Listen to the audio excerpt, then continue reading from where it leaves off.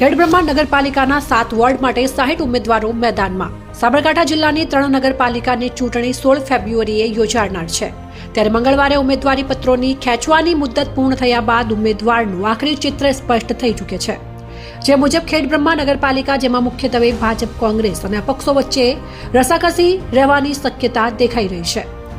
તે મુજબ ખેડબ્રહ્મા નગરપાલિકામાં 60 ઉમેદવારોએ ચૂંટણી જંગમાં ઝંપલાવ્યું છે। ત્યારે ખેડબ્રહ્મા નગરપાલિકામાં ભાજપ અને કોંગ્રેસમાં અંદરખાને રોષ વ્યાપેલો જોવા મળી રહ્યો છે, પરંતુ અગમ્ય કારણોસર તે સપાટી પર આવ્યો નથી। તેમ છતાં આ નગરપાલિકાની ચૂંટણી પણ સ્થાનિક કક્ષાએ ખૂબ જ રસાકસી ભરી બની રહેશે તેવું સ્થાનિક મતદારોનું માનવું છે।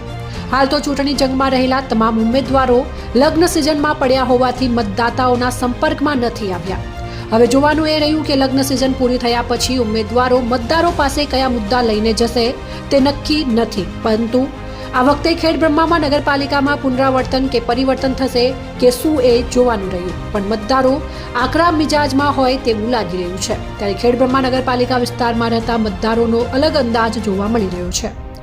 ચંદ્રશેખર ભાવસાર, ખબર વડાલી, ખેડબ્રહ્મા।